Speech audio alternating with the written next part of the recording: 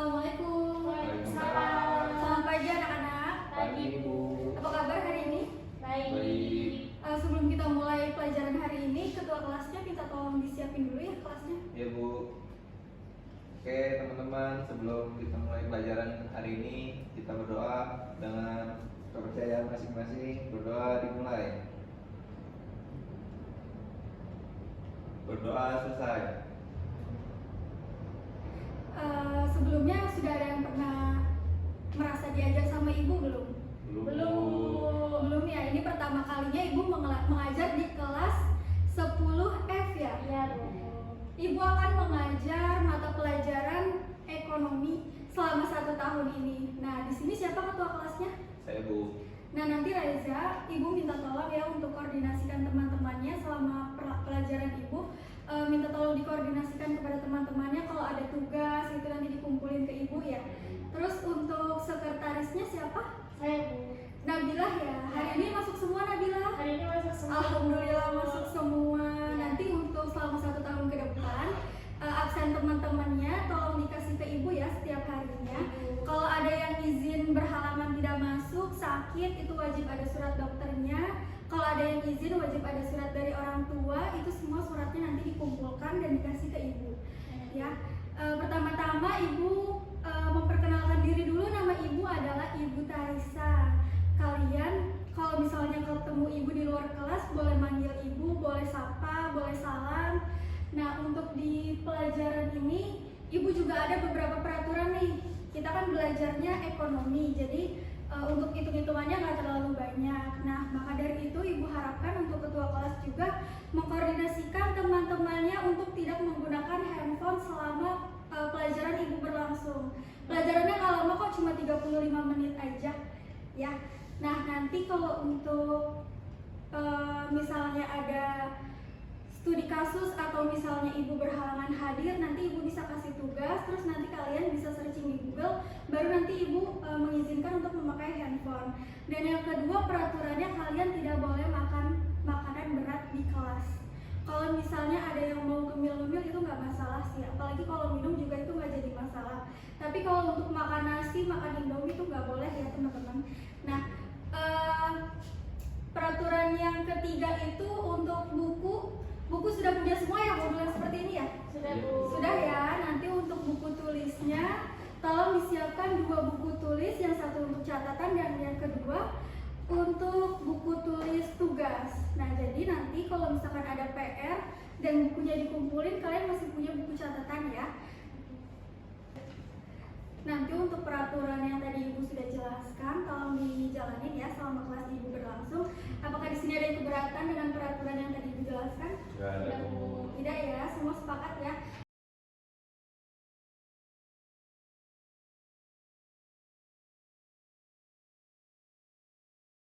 Hari ini karena kita baru pertemuan pertama, maka ibu akan membahas bab pertama dari pelajaran ekonomi. Mungkin sebelumnya kalian belum pernah belajar mata pelajaran ekonomi ya? Belum ya, maka dari itu ibu akan membahas bab pertama di pelajaran ekonomi. Tolong dibuka bukunya.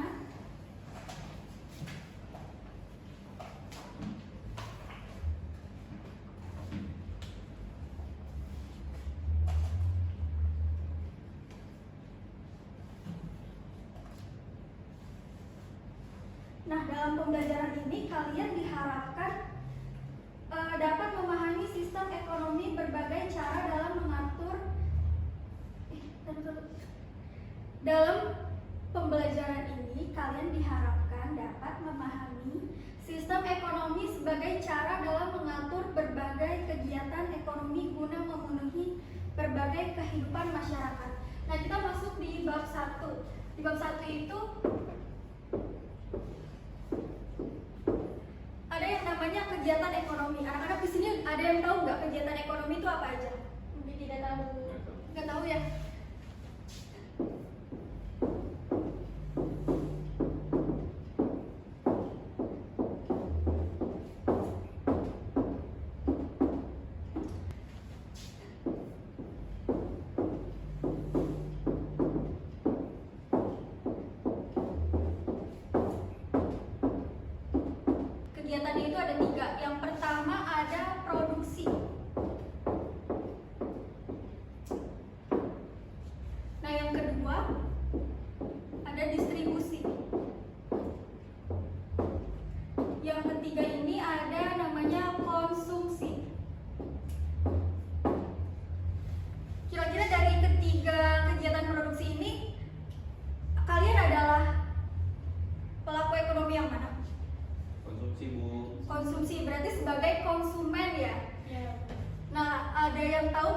pengertian dari produksi, distribusi, sama konsumsi?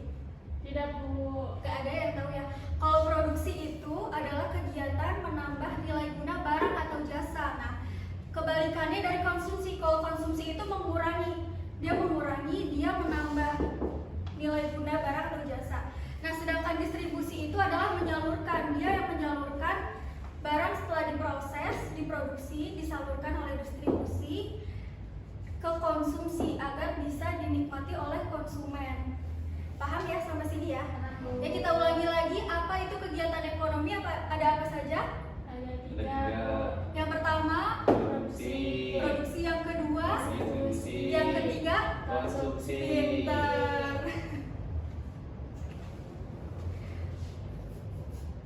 Nah, untuk produksi ini prosesnya itu ada input, proses, sama output. Kalian pernah lihat pabrik-pabrik belum sebelumnya? Belum pernah ya. Nah, kalau produksi itu kan yang pasti dia kan memproduksi, membuat suatu barang. Nah, jadi dia tuh misalkan contoh kayak di pabrik-pabrik gitu deh. Ini tuh ada namanya input. Jadi dia nih misalkan kayak kita yang biasa kita lihat itu kan beras-beras sudah dikemas ya kan di dalam supermarket atau di pasar. Nah, sebelum beras itu jadi seperti itu bentukannya, itu ada namanya input. Beras itu kan berawal dari apa? Dari gabah, dari padi, betul. Nah, dari gabah itu diproses.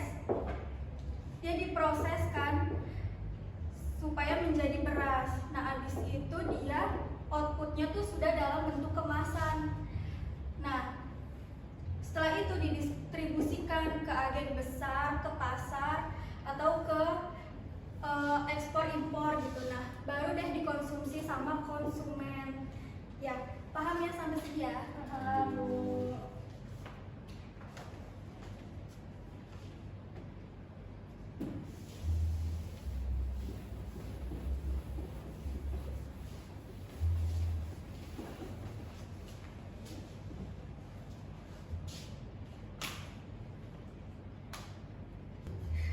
Nah, terus kita masih bahas produksi nih.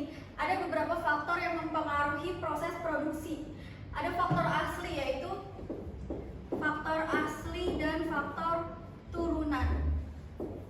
Ini yang mempengaruhi proses produksi. Faktor aslinya itu ada modal atau dana.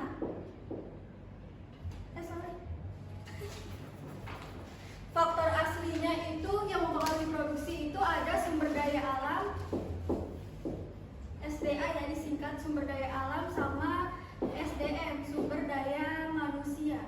Kalau misalnya si sumber daya alamnya ini kekurangan, kayak misalkan kita gagal panen padi, itu kan bisa mempengaruhi proses produksi. Dan juga kalau misalkan kita kekurangan tenaga kerja, kita kekurangan manusia yang bisa untuk memproses bahan-bahan tersebut, maka itu juga mengganggu kegiatan produksi. Nah, faktor turunan yang bisa mengganggu proses produksi yaitu adalah modal dan kewirausahaan. Kenapa modal? Karena kalau misalnya suatu pengusaha nih yang memiliki produksi tersebut kekurangan modal, maka produksinya tidak bisa dijalankan. Dan juga kalau misalkan dia nggak punya sifat kewirausahaan, maka dipastikan produksinya itu tidak bisa berjalan dengan lancar. Paham ya? Lalu selanjutnya kita bahas ke distribusi.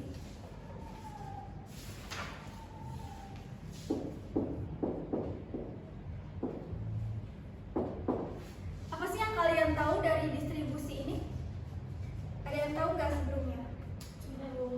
Gak ada yang tahu ya. Kalau distribusi itu misalkan kalian kayak ngelihat warung-warung, agen-agen itu mereka adalah sebuah distributor. Nah, kayak misalkan pedagang sayur keliling itu juga mereka distributor. Nah, distribusi ini kan kegiatan menyalurkan barang atau jasa kepada si konsumen. Jadi kegiatannya itu adalah menyalurkan barang. Nah, Maka pihak-pihak yang ada dalam distribusi itu adalah pihak dalam distribusi.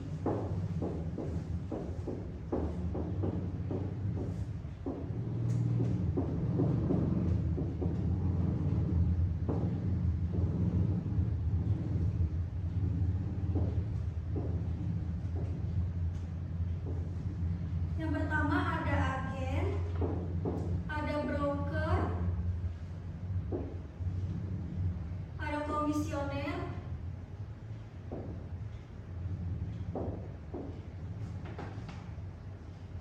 ada importir, dan ada eksportir. Nah, jadi distribusi ini kan adalah kegiatannya untuk menyalurkan barang. Maka dari itu distribusi juga yang mengurus penyaluran barang ke luar negeri atau penyaluran barang dari luar negeri ke dalam negeri. Nah, sudah jelas ya untuk distribusi. Jelas, Bu. Di sini juga ada faktor-faktor yang mempengaruhi distribusi.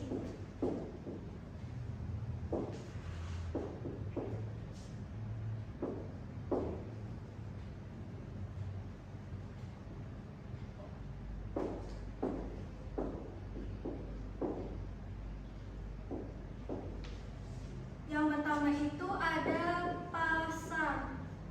Yang kedua ada produk. Yang ketiga ada produsen. Nah, yang keempat ada perantara. Jadi keempat faktor ini bisa mempengaruhi proses distribusi. Contohnya kayak misalkan keadaan pasar lagi sepi atau permintaan pasar lagi berkurang, itu dia dapat mempengaruhi kegiatan distribusi. Dan juga kalau misalkan produk nih, misalkan produknya berkurang, produk dari pabrik nih misalkan dikirimnya kurang gitu, atau banyak produk-produk yang cacat produksi, itu juga dapat mempengaruhi kegiatan distribusi. Nah, mungkin ini aja untuk distribusi. Kita lanjut ke kegiatan konsumsi.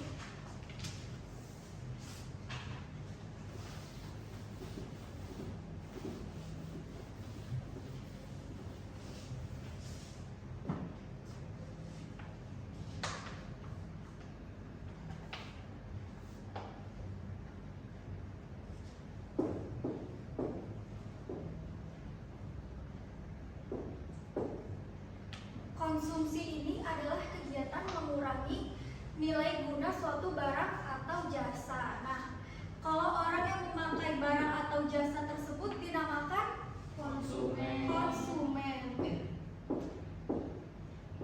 Dinamakan konsumen ya. Nah, untuk itu tujuan konsumsi ini ada 4.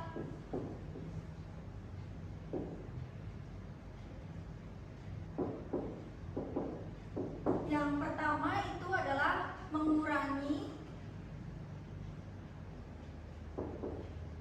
nilai guna, menghabiskan nilai guna.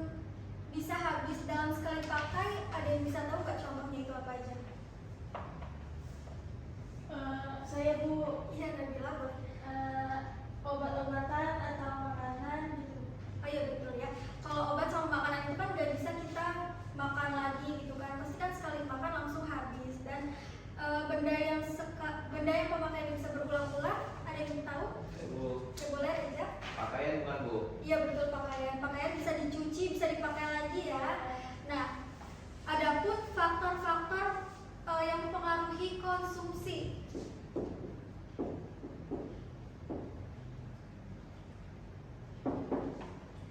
Faktornya itu ada 3. Ada yang pertama adalah pendapatan.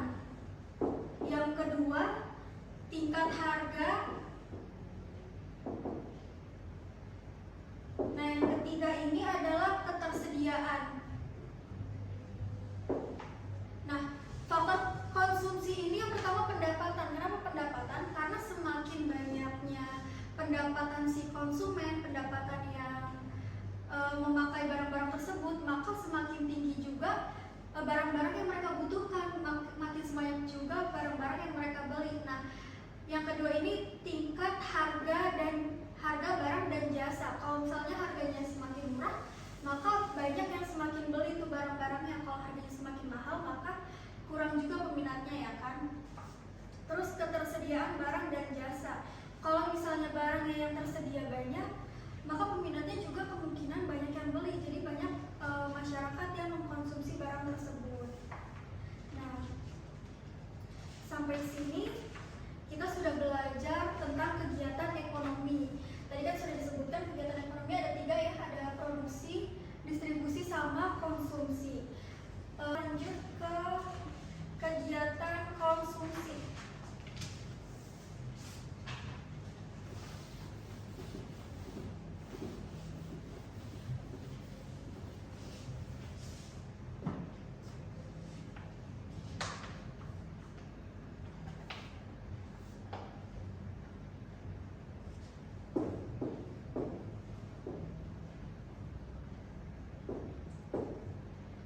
Konsumsi ini adalah kegiatan mengurangi nilai guna suatu barang atau jasa. Nah, kalau orang yang memakai barang atau jasa tersebut dinamakan konsumen.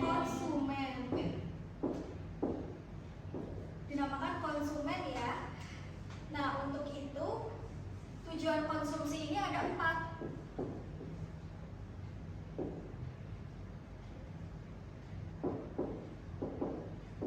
Yang pertama itu adalah mengurangi nilai guna, menghabiskan nilai guna.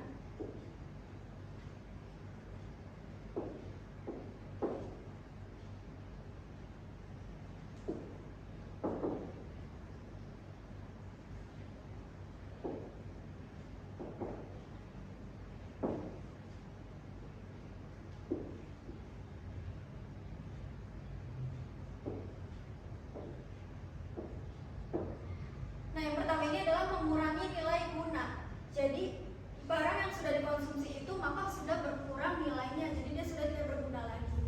Nah, yang kedua ada menghabiskan nilai guna. Jadi dia ini benar-benar bukan mengurangi lagi, tapi sudah menghabiskan, benar-benar sudah tidak bisa dipakai lagi. Nah, ada benda yang habis dalam sekali pakai dan ada benda juga yang bisa habis secara berulang-ulang. Maka ada tujuan konsumsi ini ada menghabiskan nilai secara sekaligus dan ada menghabiskan nilai secara bertahap. Nah, kalau barang yang bisa habis dalam sekali pakai, ada yang bisa tahu nggak contohnya itu apa aja? Saya Bu, Iya, Nabila boleh. Obat-obatan atau makanan gitu. Oh iya betul ya. Kalau obat sama makanan itu kan nggak bisa kita makan lagi gitu kan. Pasti kan sekali makan langsung habis. Dan benda yang pemakaiannya bisa berulang-ulang, ada yang tahu? Bu, Ya boleh aja. pakaian bukan Bu? Iya betul, pakaian. Pakaian bisa dicuci, bisa dipakai lagi ya. Nah, adapun faktor-faktor yang mempengaruhi konsumsi.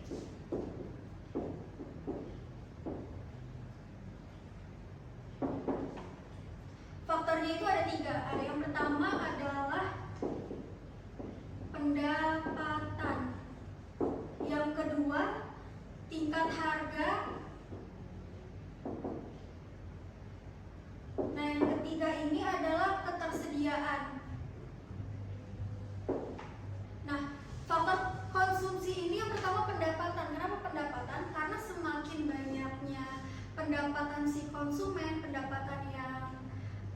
memakai barang-barang tersebut, maka semakin tinggi juga barang-barang yang mereka butuhkan, makin sebanyak juga barang-barang yang mereka beli. Nah, yang kedua ini tingkat harga barang dan jasa. Kalau misalnya harganya semakin murah, maka banyak yang semakin beli itu barang-barangnya. Kalau harganya semakin mahal, maka kurang juga peminatnya, ya kan?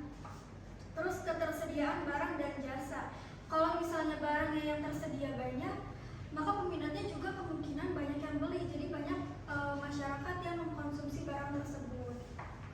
Nah, sampai sini kita sudah belajar tentang kegiatan ekonomi.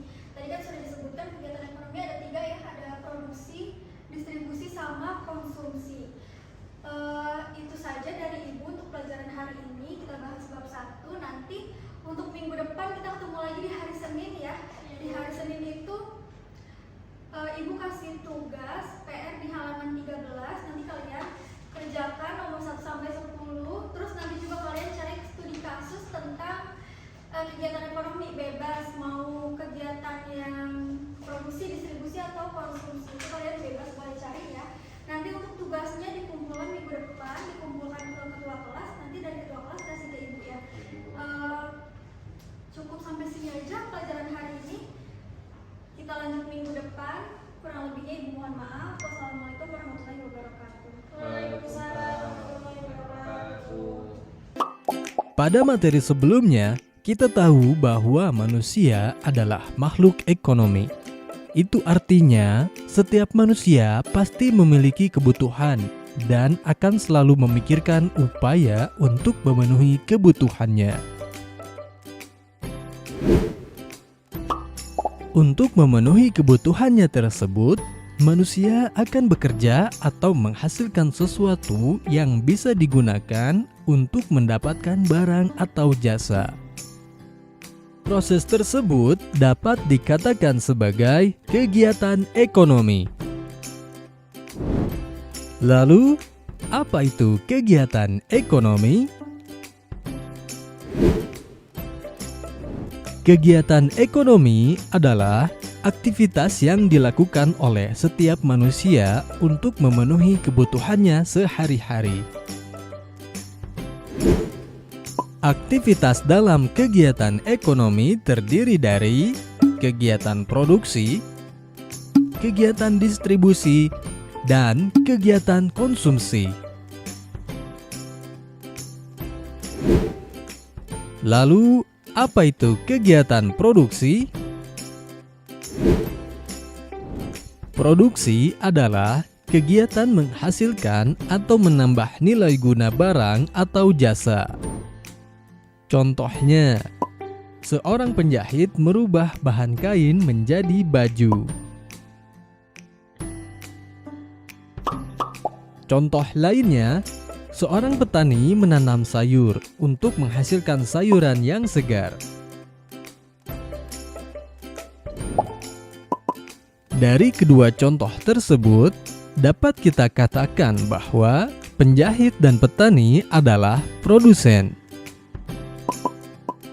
Produsen itu sendiri adalah pihak yang melakukan kegiatan produksi dalam kegiatan ekonomi. Selanjutnya, apa itu kegiatan distribusi? Barang-barang hasil produksi kemudian akan disalurkan ke pasar atau ke toko-toko untuk dijual kepada konsumen. Nah, kegiatan inilah yang disebut dengan distribusi. Distribusi adalah kegiatan menyalurkan barang dari produsen kepada konsumen. Sedangkan pihak yang melakukan kegiatan distribusi dalam kegiatan ekonomi disebut dengan distributor.